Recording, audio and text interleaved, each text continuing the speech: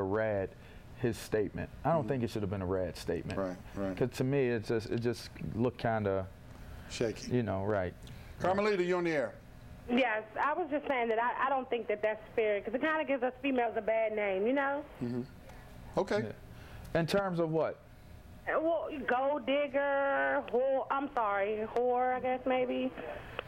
Yeah, and with her accusing him of that, if she's wrong, it does cast a negative light on women.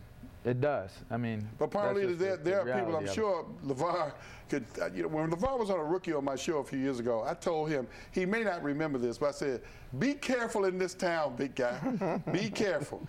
You're a good-looking guy. Thank you. I'm telling you right now, some stuff is going to be happening. Be careful. Keep your distance. Got too many friends that played in the leagues, man. Football, baseball, basketball, a whole bit. And some of the stories are horrendous about people plotting to do things to some of the football players, stalkers, all kinds of stuff. It does happen, Parmelita, and hopefully, you know, all due respect to you and females in the world, you know, it's not happening every day, but it is happening. There's no question about that. But that's who's getting damaged the most, is the women that actually had something happen to them. When somebody makes something up in order to just cash in, who's really getting hurt? Ben Roethlisberger is going to keep his money. It's the women that actually were attacked, and maybe they'll be reluctant to come out because everybody's going to think that I'm not telling the truth. Right. We had a lady on the show that called in that had actually been raped, and we went into the details of, you know, talking about this Roethlisberger thing, and she even said at the end she's never told anybody, she never reported or anything that she had been raped. Right. And so for situations to unfold like that, I just, you know, you hate for a situation like this to come about, especially if you have a daughter or a sister yourself. Now, you know, you don't want all that can come out of it. No, not at all. Lines are open for more of your calls with Chaz and Lavar. We're just kicking it around. 703-387-1020. Check out what's coming up on the Sports Talk schedule. It's the brand new Lavar Arrington Show with Chad Dukes. Weekday afternoons, 2 to 6. A fresh slant on the sports you love with two guys who bring truth to the game. Go check them out. 106.7 FM, The Fan. Be right back.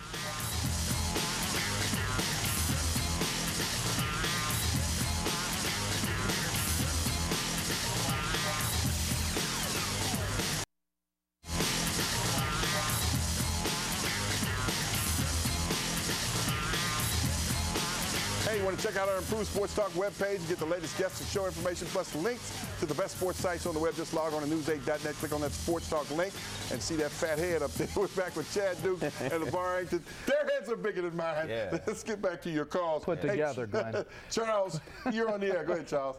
Good evening, gentlemen. I wanted to ask Lavar Arrington about Brian Arakpo and how the Redskins are going to use him. What do you think is best for them to try to use him as a linebacker, or should they use him as a pass rushing specialist specifically? Well, we had Ronaldo Wynn on the show yesterday, and he spoke so highly of Brian Arakpo when he was on the show, and he basically said that he kind of reminds him of me a little bit, which I thought was pretty interesting. You know? So for Ronaldo to give him that type of praise, they're going to use him as a linebacker, but I think that with the type of talent that he's coming to the game with, and also being obviously a natural defensive end. How does he look? Does he look like, we got to run a piece of, does he look like this? Oh, look at this. That's right. Oh, my God. That's all right. That's a chippy. That's a chip. That's all. You got to get up off that ground. You see, I mean, you got look at that. That's done. He was done after that. Pursuit. That's right. Yeah, he was done. Alex Smith was done playing after that game right there. Yeah. Yeah, look at that. If he can bring that to the table. You know what, Lavar? Yeah, I'm going to tell you something. I was a will linebacker in my day, whatever. But I'm going to tell you something.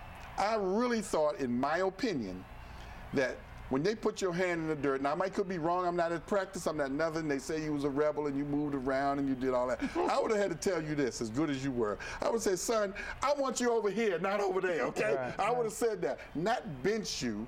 I mean, I don't know. I would have had to say, Lavar, get over here, don't get over there. I would have said whatever, but I would have never took you off the field. It wasn't about football. I know it wasn't. Me being taken off the field wasn't about me being a freelancer. I've never been a freelancer. Right. Okay. First and foremost, let's dispel that rumor once and for all. Bad because information. I'm done with the game anyway, playing it wise. So I was never a freelancer, and it was just a title that was used to keep what my intellect was, my intellectual level, in check, is what it was. And I was benched for, people obviously knew I was benched for the whole contract situation that I had. And I mean, was it right, was it wrong? It's business. It's a business, and you learn that it's a business. So, I mean, as far as using me correctly, I mean, my whole thing was this. I get to the ball. So it's not rocket science. The guys that get to the ball and stop the ball carrier, they give the ball back to their offense, and the offense that gets the ball into the end zone and keeps the defense off the field, they win the game. And that's as simple as it should have been. It was simple at Penn State. You know, we won. It was simple at North Hills High, where we won. And it wasn't quite, over people, it wasn't quite so simple when I got to the NFL with schemes, but it's here nor there. It's here nor there, you know. And I hope with Brian Arakpo, I just hope that he comes in and really does the things he needs to do. All right, got some final thoughts from the guys, Lavar and Chad. Just a moment. We'll be right back. Let's take a look back into our archives. Let's go back to this date, 1962, and Jackie Robinson was inducted to the Baseball Hall of Fame in Cooperstown, becoming the first African-American to earn that honor.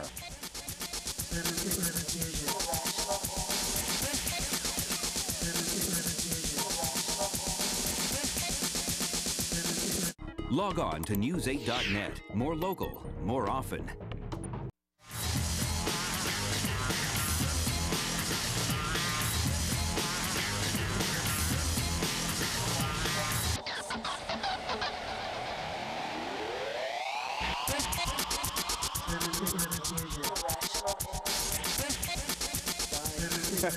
Urban Fry was a game breaker in college and the pros, and so was one of our guests.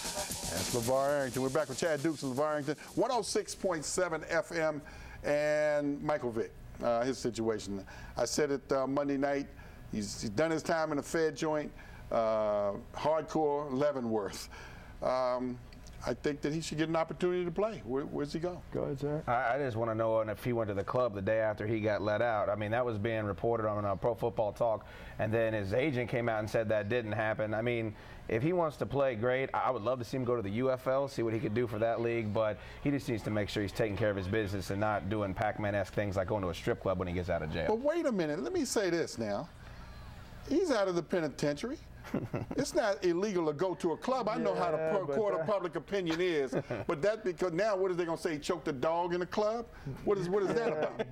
But I know what you're saying. All that film just came out with Pac-Man when that guy got paralyzed from the waist down, and the lady got shot in the face, and that's directly connected to NFL. I'm just throwing you a curveball, see if you're going to hit the right field, big boy. Of course. You know, it just if that's true, which I'm hoping and praying that's not true, that he was in a strip club, and they reported that he was there with Allen Iverson on top of that, you're not giving yourself a fair opportunity to be viewed correctly to ultimately try and get back into the NFL.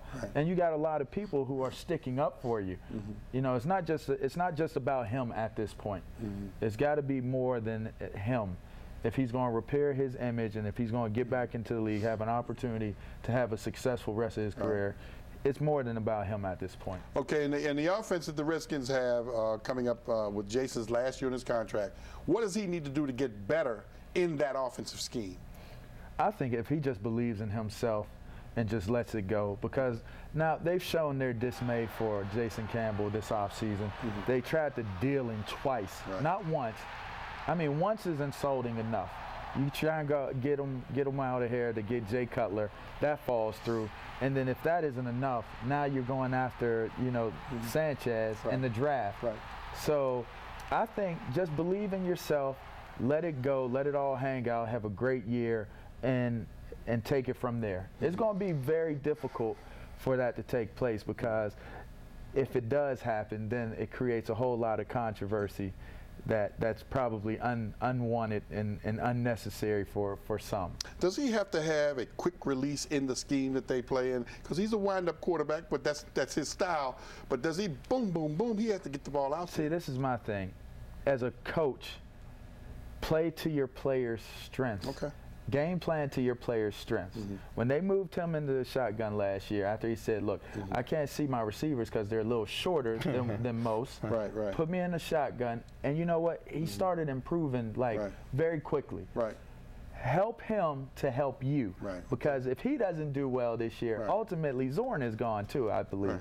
So it's a double-edged sword. I think he's just got to play hard. Yeah, good play luck, hard, guys. do his thing. Good luck. You in the business, big boy. Good to see you, man. This is Lavar at Penn State when he was a pure animal, okay? For Lavar and Chad, I'm Glenn Harris. We always go in friendship. That's what it's all about. I'll see y'all tomorrow. Take care. Karen Brundage, good job, little one.